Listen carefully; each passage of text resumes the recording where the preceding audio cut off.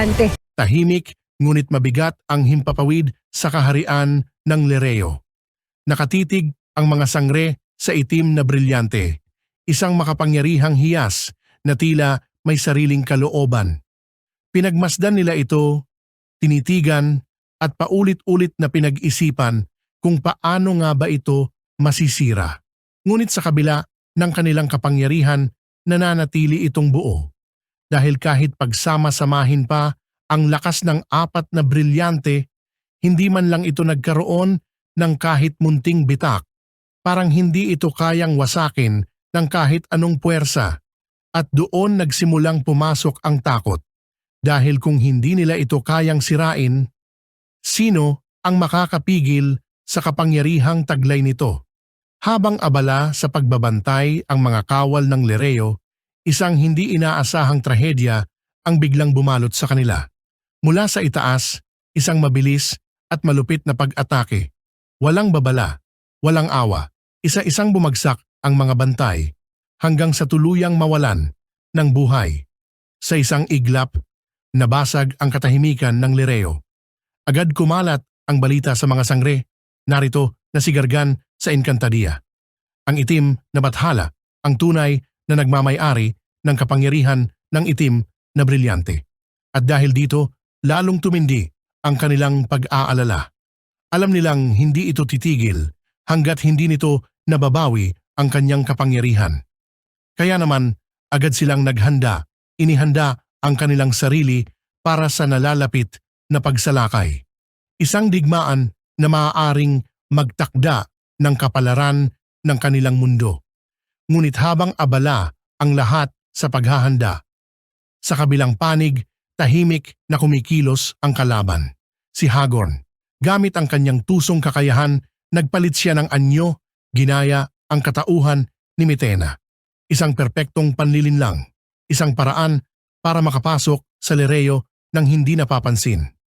At sa kanyang pagpasok, agad niyang inatake ang mga natitirang bantay. Mabilis, malinis, walang pag-aalinlangan. Iisa lamang ang kanyang pakay, ang itim na brilyante. Ngunit sa gitna ng kanyang plano, may isang hadlang na hindi niya inaasahan. Biglang dumating ang tunay na Mitena. At sa isang iglap, nagtagpo ang kanilang mga kapangyarihan. Sumiklab ang labanan, isang banggaan ng lakas, talino at panlilinlang. Habang patuloy ang kanilang laban, dumating ang mga sangre, pinangunahan ni Terra upang protektahan ang itim na brilyante. Ramdam sa kanilang presensya ang matinding determinasyon dahil para sa kanila, ito na ang katapusan. Wala nang atrasan, wala nang dapat magmay-ari ng kapangyarihang iyon. Kaya sa gitna ng kaguluhan, ipinahayag ni Terra ang kanyang pasya. Mas mabuting wasakin ang itim na brilyante kaysa mahulog ito sa maling kamay. Samantala, sa kabilang dako, tahimik na nakipag-usap si Saor sa itim na bathala na si Gargan. May pagdududa sa kanyang tinig. May takot sa kanyang mga tanong. Kakayanin nga ba ni Mitena na makuha ang itim na brilyante? Kahit wala itong sapat na kapangyarihan, ngunit sa halip na sagot, isang malamig na tawa lamang ang isinukli ni Gargan. Isang tawang puno ng lihim. Isang tawang tila alam na niya ang kahihinatnan ng lahat. Sa pagbabalik sa Lereo, lalong umiinit ang labanan. Patuloy ang banggaan ni Mitena at Hagorn na patuloy pa ring nagpapanggap. Ngunit sa isang iglap, nagbago ang ihip ng hangin. Nagulat si Hagorn dahil ang inaasahan niyang kakampi ay naging hadlang sa kanyang layunin. At doon, biglang tumawa si Mitena. Isang tawang puno ng kumpiyansa dahil sa wakas naisahan niya si Hagorn. Pinatunayan niya kung gaano kadaling manipulahin ang isipan nito. Kung gaano kadaling paglaruan ang pagitan ng katotohanan at kasinungalingan. Dahil sa galit at pagkabigo, ipinakita ni Hagorn ang kanyang tunay na anyo. Isang anyong naglalaman ng kanyang buong kapangyarihan, isang babala, isang hamon.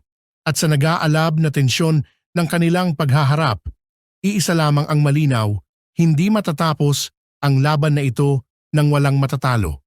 Ngayon, ang tanong, sino ang mananaig? Makukuha ba ang itim na brilyante o tuluyan na itong mawawasak? Abangan natin ang susunod na kabanata sa ating advance episode ng Encantadia.